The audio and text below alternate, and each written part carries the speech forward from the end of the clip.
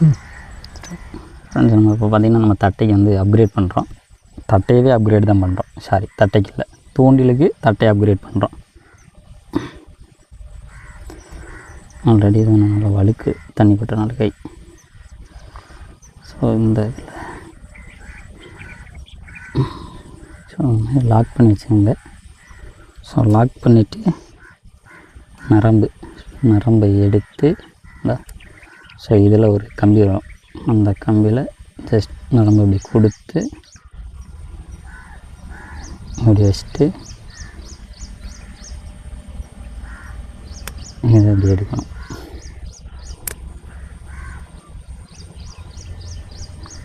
வரவனாங்கிறது so எடுத்திங்கன்னா அவ்வளோதான்.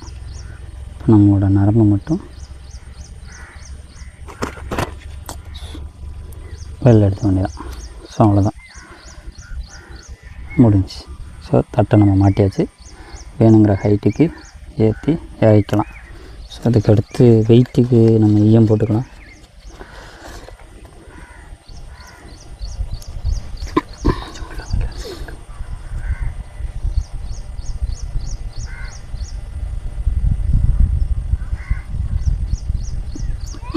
ஈயத்தில் இதே காணும், ஓட்டே இல்லை.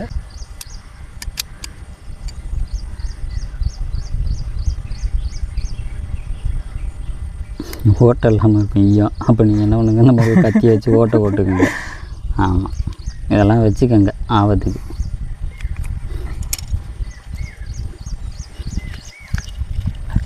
ஒன்று ஒன்றா இல்லை 2 தூணா? எத்தனை ஓட்டை நீ? நான் ஒன்று தான் போட்டிருக்கேன். போடு.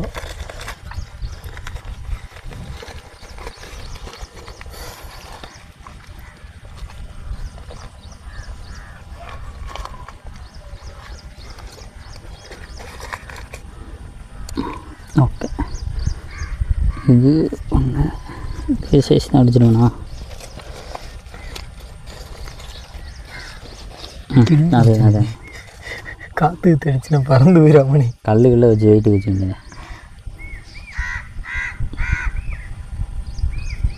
ஸோ இது வந்து நார்மலாக ஒரு நாட்டு பேர் தரலை, பேர் தெரிஞ்சால் கற்றுட்டு நான் உங்களுக்கு சொல்கிறேன். ஸோ மேக்ஸிமம் இந்த சேனலில் நாங்கள் கற்றுக்கிற விஷயம்லாம் நான் உங்களுக்கு சொல்லித்தரோம். இல்லை இந்த நாட்டு தெளிவாக வேணாலும் சொல்லுங்கள், நான் அதுக்கப்புறம் தனியாக ஒரு வீடியோ போடுறேன்.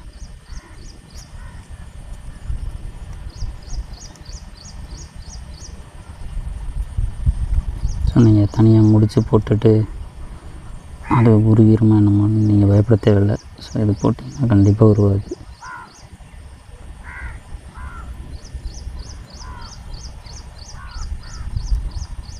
இல்லை இந்த நாட்டோட நேம் உங்களுக்கு தெரியினாலும் சொல்லுங்கள்.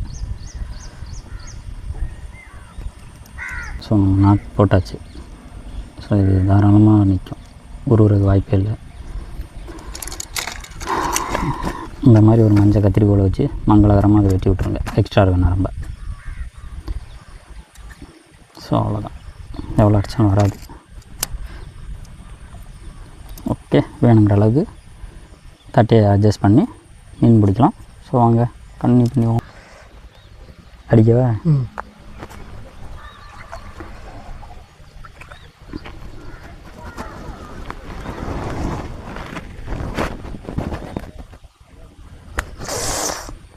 கையில் அடிக்குது.